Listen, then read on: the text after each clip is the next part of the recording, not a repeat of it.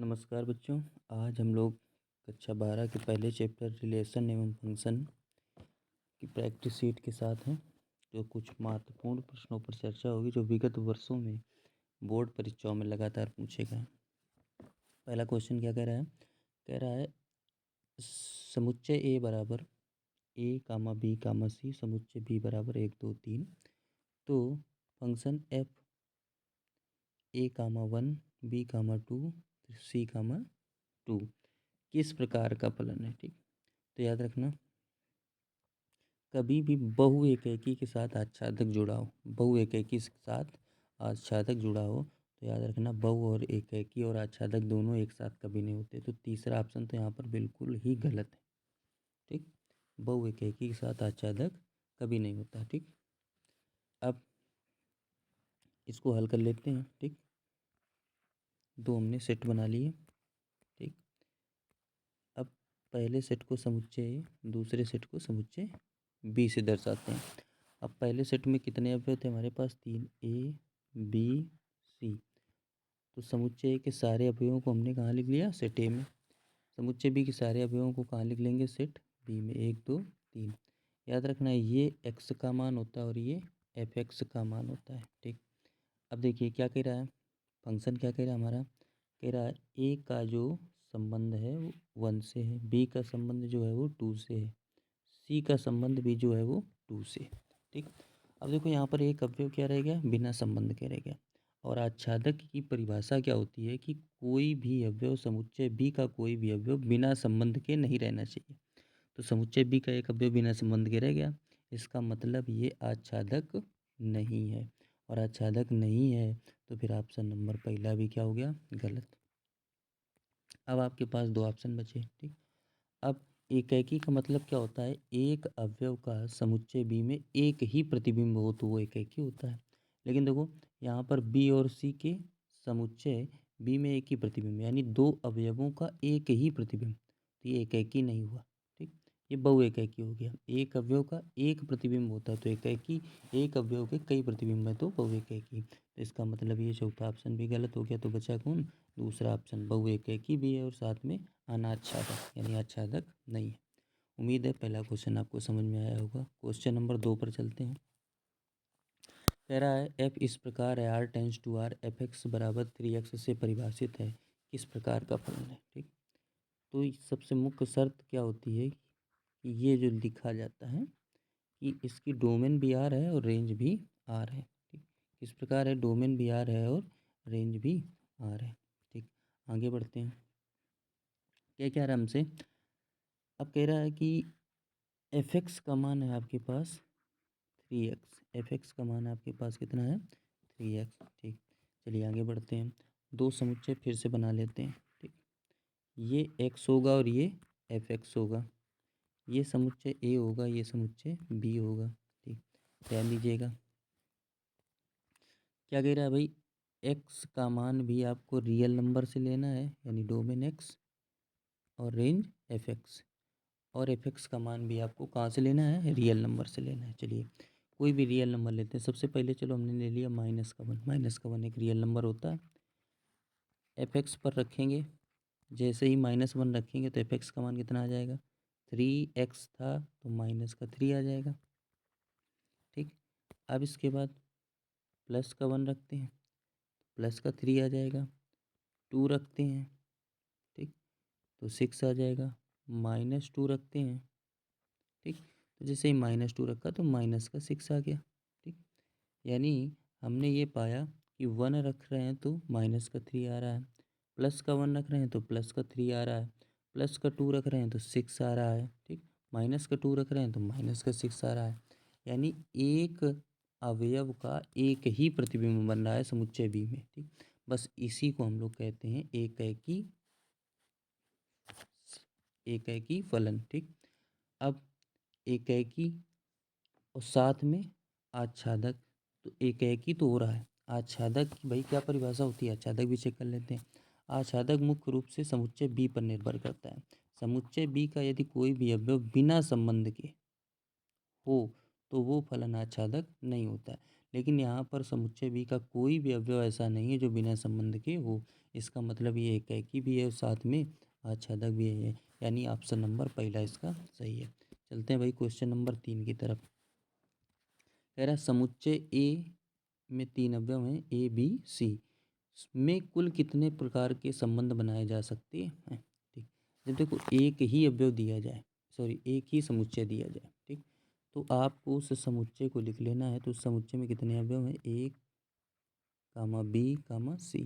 ठीक, अवयवों की संख्या को काउंट कर लीजिए और उसको n बराबर मान लीजिए। ठीक, तो 3 अवयव थे तो n का मान कितना आ गया, 3। अब आपसे पूछ रहा है संबंधों की संख्या, तो नंबर ऑफ रिलेशन संबंधों की संख्या होती है 2 की पावर n स्क्वायर। ठीक, तो 2 की पावर n का मान कितना है, 3। 3 का क्या कर देंगे स्क्वायर, तो आंसर कितना आ जाएगा 2 की पावर 9। 2 की पावर 9 इसका राइट आंसर होगा। अगर यहाँ समुच्चय एक के अलावा 2 होते तो पहले को p मान लेते, दूसरे को q मान लेते। आगे ऐसा सवाल हो सकता है, मिले करा देंगे। चलिए क्वेश्चन नंबर 4 पर पहुँचते हैं। 4 नंबर क्वेश्चन क्या कहना चाहता है, कह रहा है कि 1 2 3 समुच्चय में कितने अवयव हैं, 1 2 3 समुच्चय ए में 3 अवयव हमको दिए गए हैं, 1 2 और 3। पूछ रहा है किस प्रकार का संबंध है, ध्यान दीजिएगा। ठीक, आर पर निगाह डालिए, इस आर पर निगाह डालिए। ठीक, तो 1 कामा 1 बिलोंग कर रहा है इस आर के अंदर, यानी 1 कामा 1 इस आर के अंदर मौजूद है। फिर 2 कामा 2 भी बिलोंग कर रहा है इस आर को। 3 कामा 3 भी बिलोंग कर रहा है इस आर को, यानी 1 कामा 1 2 कामा 2 और 3 कामा 3 तीनों आर के अंदर है। और ये जो तीनों संख्याएं 1 2 3 ये किसके अंदर है, ए के अंदर है। तो हमने पढ़ा है स्वतुल्य संबंध में पढ़ा है कि समुच्चय ए के सभी अवयव, तो समुच्चय के सभी अवयव मतलब 1 2 3 का स्वयं के साथ संबंध होगा, तो उसे हम स्वतुल्य संबंध के नाम से जानते हैं। उसे हम स्वतुल्य यानी रिफ्लेक्सिव रिलेशन बोलते हैं। ठीक, तो स्वतुल्य संबंध तो यहाँ हो गया, क्योंकि 1 का 1 से, 2 का 2 से, 3 का 3 से संबंध हो रहा है। इसके बाद सम्मित में क्या होता है, जैसे 2 का 3 से संबंध हुआ वो आर के अंदर है, लेकिन 2 का 3 से हुआ है तो 3 का भी 2 से होना चाहिए और उसको भी आर के अंदर होना चाहिए, लेकिन वो आर के अंदर मौजूद नहीं है। ठीक, इस कारण ये सम्मित संबंध नहीं है। इसके बाद संक्रामक पर चलते हैं। ठीक, तो 2 का 3 से है लेकिन 3 का अन्य किसी से नहीं है। ठीक, तो संक्रामक बनने की तो संभावना यहाँ से ही समाप्त हो गई। तो यानी ये कैसा है, केवल स्वतुल्य है, संक्रामक सम्मित नहीं है। तो पहला ऑप्शन इसका सही होगा। क्वेश्चन नंबर 4 पर चलते हैं। ठीक, क्वेश्चन नंबर भाई 5 4 हो गया, क्वेश्चन नंबर 5 पर चलते हैं। क्वेश्चन नंबर 5 क्या कह रहा है, कह रहा है यदि एफ इस प्रकार है कि आर टेंस टू आर, मतलब डोमेन भी आर रेंज भी आर, इस प्रकार परिभाषित हो कि एफ एक्स का मान -1 जब परिमेय संख्या है और एफ एक्स का मान -1, देखो एफ एक्स का मान -1 कब, एक्स परिमेय हो जब। ठीक, और एफ एक्स का मान -1 ही आएगा जब एक्स अपरिमेय हो। तो बिल्कुल दिमाग नहीं लगाना है।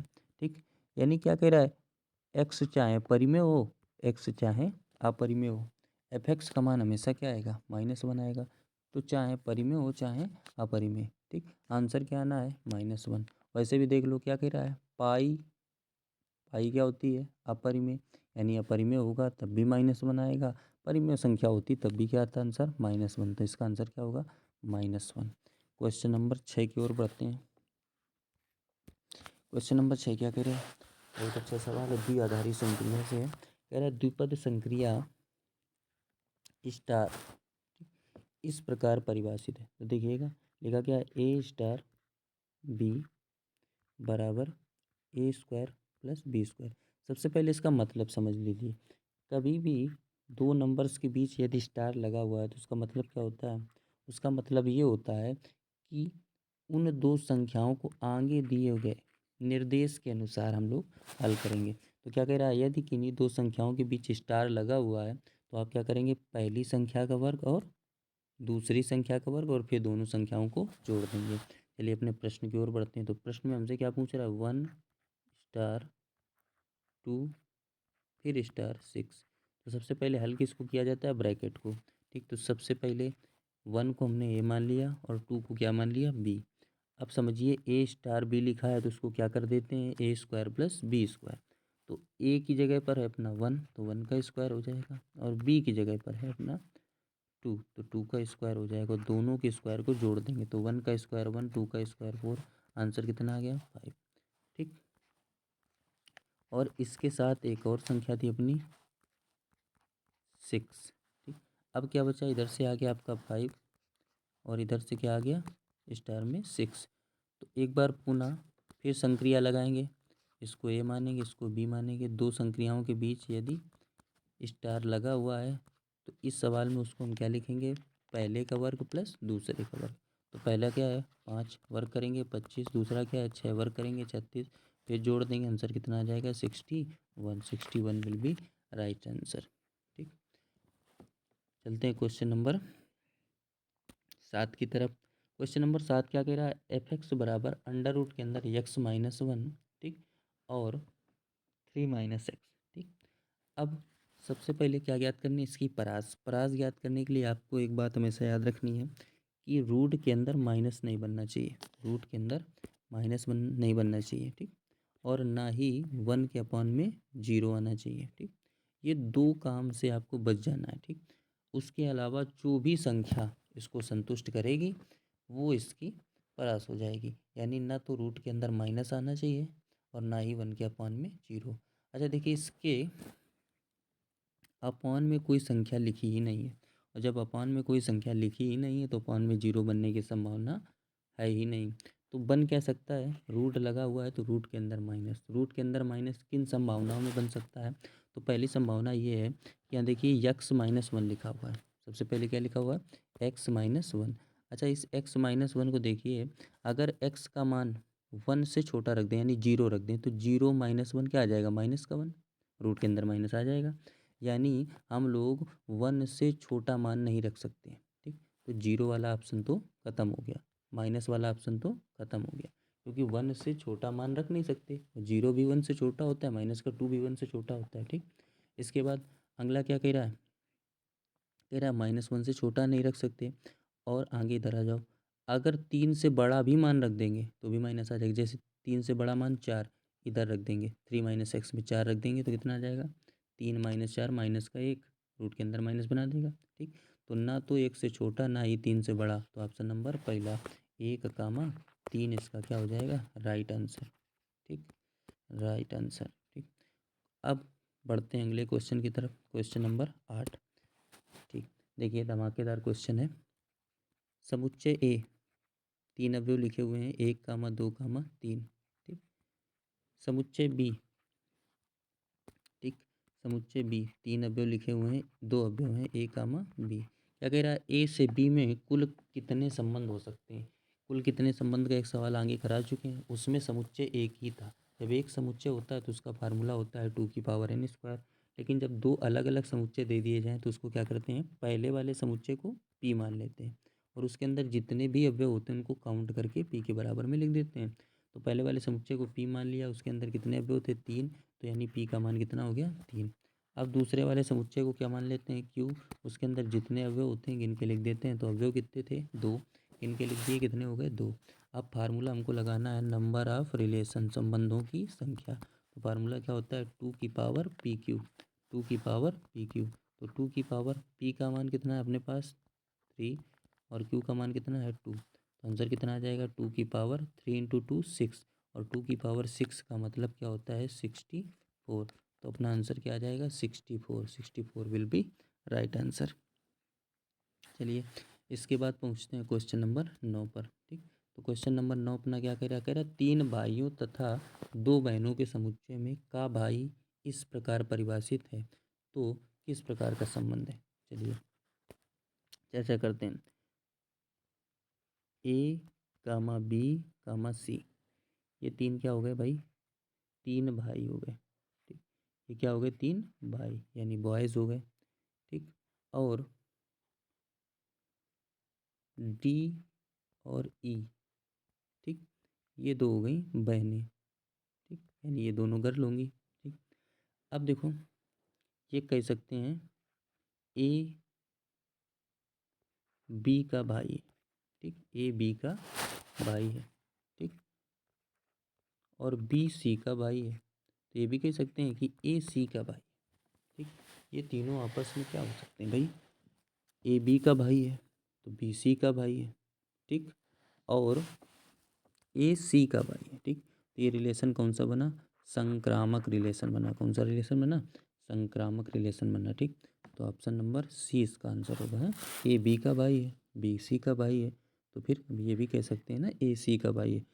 संक्रामक में होता क्या है, संक्रामक में हम लोगों ने पढ़ा है कि यदि ए का संबंध बी से है तो उसी बी का संबंध अन्य किसी तीसरे से होना चाहिए, और फिर पहले का संबंध तीसरे से होना चाहिए, जो देखो नीचे दर्शा दिया गया है। और ये कंडीशन अगर आ जाती है तो इसी को बोलते हैं हम लोग संक्रामक संबंध। चलते हैं भाई क्वेश्चन नंबर 10 पर, ठीक। कह रहा है एफ एक्स बराबर sine x, f x equal to sine x, f x equal to sine x, ठीक। फिर क्या कह रहा है, g x equal to x square, ठीक। तो हमसे पूछ रहा है मान, हमसे पूछ रहा है फॉग का मान बताओ। याद रखना फॉग को लिखा क्या जाता है, ओ जैसे ही हटाएंगे जी अपने साथ एक्स जोड़ लेगा, यानी हो गया एफ ऑफ जी एक्स, ठीक। अच्छा एफ को ऐसे लिखा रहने दीजिए, जी एक्स का मान क्या है, तो जी एक्स का मान है एक्स स्क्वायर, तो जी एक्स को हटाकर जी एक्स की जगह जी एक्स का मान रख दिया एक्स स्क्वायर, ठीक। अब इस एफ एक्स की तुलना आप ऊपर वाले एफ एक्स से करेंगे, एफ की जगह एफ, एक्स की जगह क्या आ गया है एक्स, तो आप भी बराबर के उधर जहाँ पर एक्स है वहाँ एक्स की जगह क्या लिख देंगे एक्स स्क्वायर, तो बराबर के उधर था क्या साइन एक्स, ठीक। तो हमको क्या करना है भाई, यक्स था तब यहाँ यक्स आया था, जब यक्स था तब यहाँ यक्स आया था। अब यक्स की जगह हमारे पास क्या आ चुका है एक्स स्क्वायर, तो हम भी यहाँ क्या पहुँचा देंगे एक्स स्क्वायर, तो आंसर क्या आ जाएगा अपना साइन एक्स स्क्वायर। तो सी ऑप्शन इसका क्या होगा, करेक्ट आंसर। उम्मीद है आप लोगों को आज के क्वेश्चन बिल्कुल समझ में आ गए होंगे, ठीक। यदि क्वेश्चन समझ में आ गए हैं तो कमेंट में यस लिख दीजिए। यदि जिन क्वेश्चनों में आपको डाउट हुआ है उन क्वेश्चनों के बारे में लिख दीजिए, हम आपको अगली क्लास में बता देंगे। तब तक के लिए भैया धन्यवाद, अपना स्नेह बनाए रखिए, नमस्कार।